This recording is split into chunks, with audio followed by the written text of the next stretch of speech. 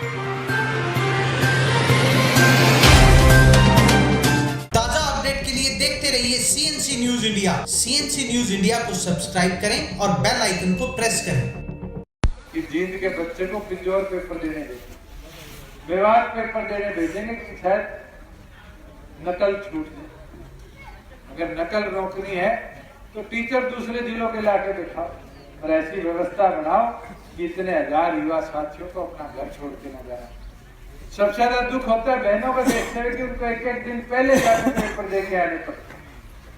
बुजुर्गों, युवा साथियों, आज व्यापारी की हालात ऐसी है जो लोग कहते थे इंस्पेक्टरी राज खत्म कर देंगे, हमारे लक्ष्मी नारायण जी बता देंगे, सिंगला जी बता देंगे। ये हालात है कि मंडी में बैठे व्यापारी को 3-3 चक्कर सीए के काट के आने पड़ते। आज ये हालात खिलाड़ियों के, वो कल हमारी बहन मनु भाकर का बयान आया हुआ कि सरकार कहती थी 2 करोड़ देंगे, अब कहती है 1 करोड़ सरकारी खजाने में डाल के 1 करोड़ नौकरी भी नहीं देगी। आज खिलाड़ियों के साथ में खिलवाड़ करने का काम ये सरकार कर रही और दुख होता है देखते हुए जहाँ खिलाड़ियों के मान सम्मान की बात मोदी जी करते हैं, वहाँ खिलाड़ी जो जूनियर सब जूनियर खेल कराते हैं उनके इनामी राशि पर भी रोक लगाने का काम ये सरकार करती है। बुजुर्गों, युवा साथी, किसान की आय दुगनी करने की बात करते थे, कहते थे एमएसपी बढ़ा देंगे, कर्जा माफ कर देंगे। आज तो ये हालात जैसे अंग्रेजों के टाइम पे लगान लगा करता, हर फसल का 1 बोरी अनाज अंग्रेजी हुकूमत को दे के आना पड़ता था। इस सरकार ने भी नया फॉर्मूला बना लिया, लगान तो लेती रही मगर हर किसान के क्रेडिट कार्ड से हर 6 महीने में 700 रुपए और 1300 रुपए फसल बीमा के नाम पर काटने का काम था। और ये हालात है कि अगर किसी की फसल बर्बाद हो जाए तो ये कहकर कि बारिश के नुकसान को फसल बीमा में हम नापते नहीं, अगर बाढ़ आएगी तो कहीं ना कहीं ये दिख जाता है कि किसान के खेत को तो डुबोकर किसान को बर्बाद करना चाहते हैं। इनके लोग थे जो कुर्ते उतार के स्वामीनाथन आयोग रिपोर्ट की बात किया करते थे। आज इनके लोग ही सुप्रीम कोर्ट में एफिडेविट देते हैं कि हम स्वामीनाथन आयोग रिपोर्ट लागू नहीं कर सकते। मैं आज विज्ञापन पढ़ रहा था, मुख्यमंत्री ने फोटो लगा रखी है, लिखा हुआ है जीत है भाजपा की जिद। कोई पूछने का नाम पूछो कि 4 साल में बर्बाद करने की तो जिद भाजपा ने अपना रखी। कहाँ विकास करके दिखाया? मुख्यमंत्री बताए कि कोई एक सड़क गांव की नहीं बनाई, कोई एक नया कॉलेज बनाया, कोई एक नई व्यवस्था ऐसी बनाई हो जहाँ फैक्ट्री लगी हो, 4 युवा साथियों को रोजगार। अगर आप हालात देखो तो ये है कि स्कूलों के अंदर बालकों के नंबर दिन प्रतिदिन कम हो जा रहे। हरियाणा बोर्ड का रिजल्ट बताता है कि 60% बच्चे सरकारी स्कूलों में आज फेल है। इसका जिम्मेवार कौन? बुजुर्गों, युवा साथियों, पीने के पानी की व्यवस्था सरकार पानी की बात तो करती है और आज बिजली और पानी की ये व्यवस्था है कि आमजन उससे पूरी तौर पर कराएगी। इस व्यवस्था को बदलने का समय और इस व्यवस्था को बदलने के लिए हमें एक मन बनाना पड़ेगा। लोकसभा में ज्यादा समय नहीं, अप्रैल के महीने में लोकसभा के चुनाव और शायद विधानसभा के चुनाव भी साथ ही साथ। तो जींद का उपचुनाव तो आपका सेमीफाइनल है। जींद का उपचुनाव तय कर देगा कि इस प्रदेश में सांसद किसके बन के जाएंगे, विधायक किसके बन के जाएंगे। पर एक चीज बड़ी खुशी होती है देखते कि प्रदेश में जननायक जनता पार्टी के जन्म हुए तो आज 1 महीना भी नहीं हुआ है, नहीं हुआ है। 9 तारीख को पार्टी का नाम घोषित किया, अगली 9 को महीना होगा। मगर बीजेपी का बयान देख लो, कांग्रेस का बयान देख लो, लोकदल बसपा का बयान देख लो, एक ही चीज उनके मन में आज बैठी है कि अगर मुकाबला किसी से है तो जननायक जनता पार्टी।